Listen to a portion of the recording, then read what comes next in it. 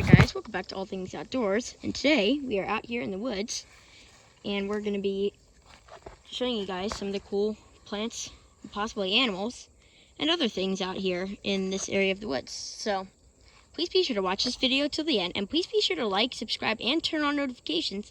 Be sure to put that down in the comments below, seeing that you did that for a shout out. And without further ado, let's get started. So here we have the, I believe it's called the chicken of the woods fungus. It's like kind of like a mushroom, and they get really big. Like this is about as big as they get, I think. You might get a little bit bigger, but this is the biggest one I've ever seen. So pretty big.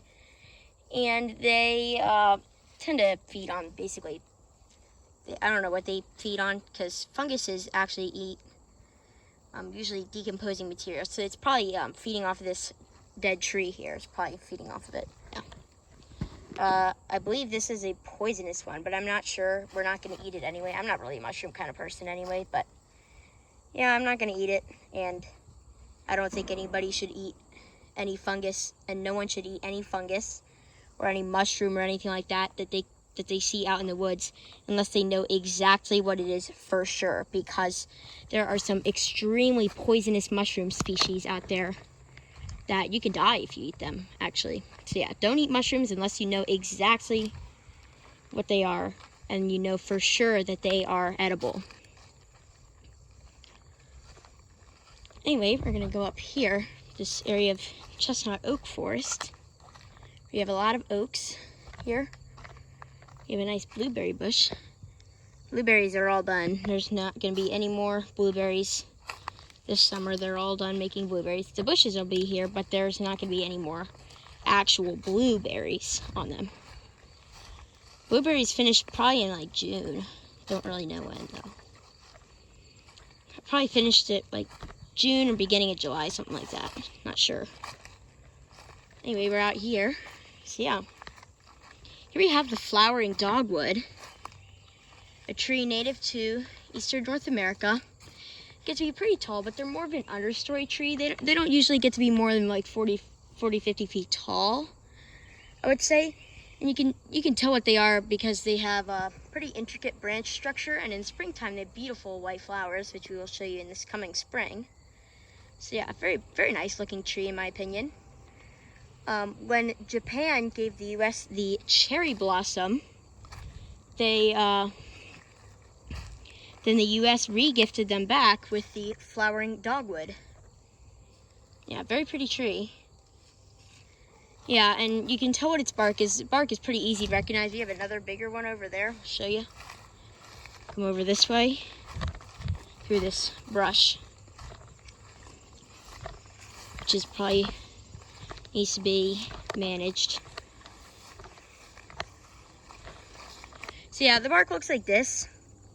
As you can see, kind of got this very intricate little small scales on it, and the leaves are very dense on this tree, probably to capture sunlight in the because there's not as much sunlight in the understory as there is up in the top of the canopy. And these are not canopy trees, these flowering dogwoods. These basically are only an understory tree. That's why they don't get that big.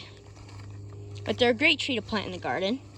And many animals like to use them. Birds eat their little fruits that they make in the fall. Well, not fall, but like late summer.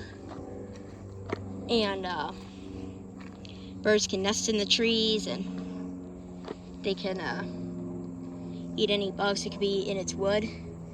But anyway, here we have the spice bush, which is not related to the dogwood. But yeah, anyway, we have the spice bush. You can tell what the spice bush is. It's pretty easy to recognize. In the summertime, you can see it has, in the wintertime, you can identify it by bark. See, it has this brown bark with these little spots on it. Generally, if you see bark with these little spots on it like that, that's a general indication that, see that, the little spots? That's a general indication that this is a spice bush that you were looking at, and we can show you it on a bigger tree too. See, they have this bark that has these spots on it. See little spots? That's how you know. In the wintertime. In the summertime, and they don't really get that big. They only get to be about 15 feet tall at the most. Maybe 20 feet at the very most. I've never seen one 20 feet tall, but I don't know. Probably around 15 feet. at the most. And they have these nice oval-shaped leaves. Look like this with their alternating veins. And in late summer, they have these little fruits. And in springtime, they have little yellow blooms very early in the spring. Like, they're one of the first things I hear bloom. And if you pick the leaves, another way in the summer is, if you see these oval leaves, you can actually tell if it is a spice bush. If you take a couple leaves, crush them all up, they'll have a very strong scent to it, almost like citronella candle. Kind of smells like that, but it is extremely strong. And one of the reasons why there's so much spice bush is you can see it's everywhere. There's one there, there's one right there. They're pretty common out here. Because these deer do not eat spice bush, and we have a lot of deer, basically an overpopulation of deer. And the deer eat basically everything that they like, and spice bush, they do not like spice bush. So there's a lot of it because the deer don't eat it. So it's free to grow here. And it can actually help this spice bush can help plants that the deer do like, because the spice bush, well, the deer will not generally go and eat these spice bush. Come over here, might be able to show you some other cool things other than the dogwoods and stuff. I like this forest ecosystem a lot. Yeah.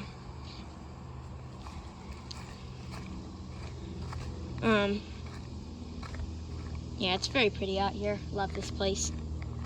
See if we can show you some other cool things around here.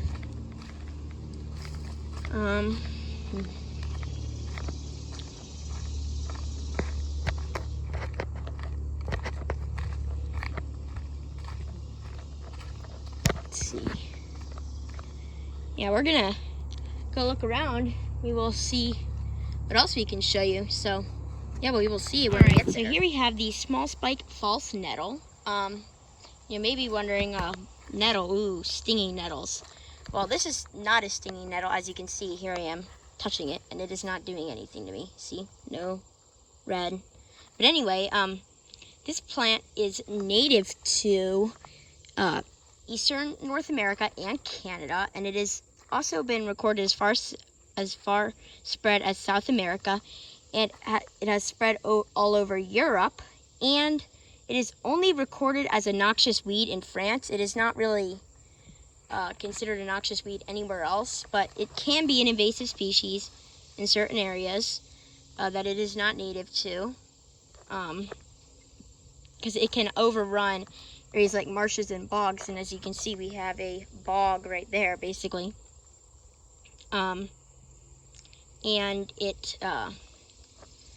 And it likes areas of moist soil. And this is not a stinging nettle. It is related to stinging nettles. It's in the same family, but this is not a stinging nettle. It's fine to touch it. Nothing will happen. Its small oval seeds will have these little hook-shaped hairs on it. Maybe we'll do an update on that. But anyway, this is not a harmful plant to people. And here, where it is native to this area, and it's a good plant because it is providing lots of habitat for many different insects. As you can hear, lots of crickets, and there are, sometimes I'll see little peeper frogs in here, maybe sometimes little tree frogs, all sorts of life that lives inside this area with the small spike false nettles. So you can see it has spread it's everywhere here. Pretty cool. I do like it a lot. Very nice looking plant. So yeah. Can also go, so we have a trumpet bag growing here with red flowers. Oh, I heard a frog. Yep. There are a lot of frogs here. They love this pond. You can probably hear them jumping. But yeah, we're gonna go, we're gonna go check out some other areas. I'll show that to you as well. And here we have the Devil's Walking Stick tree. You can tell what it is because it's got these huge compound leaves which have like, see this entire thing, it basically looks like a branch. We'll pull it down for you guys. See that entire thing basically looks like a branch. Oops. Yeah, that is just one leaf. Yeah, so it has very large leaves. And they call it the devil's walking stick because it has these thorns all over the trunks. Now, once the trees get pretty thick, like at the bottom, see how thick it is? There are no thorns, but there are thorns on most of the rest of the tree. And even at the bases of the leaves, there are thorns. As you can see, all the way up there, there are thorns all over that branch. So this tree is native to basically eastern North America, and it is a native tree. It's a small understory tree. It doesn't get that big. You usually won't see it get too much bigger than 20 feet tall. At least I don't think I have. So that's about as big as they get, and they are native, so you don't have to remove them. I usually do because they are kind of annoying, and with all the spikes, like, you'll try and get through, and then there'll be thickets of them sometimes. So I'll remove some of them, but I never remove all of them. And yeah. Anyway, that's gonna be about all for today's video. So once again, be sure to like, subscribe, and turn on notifications. Be sure to put that down in the comments below saying you did that for a shout out. And we will see you guys on the next adventure.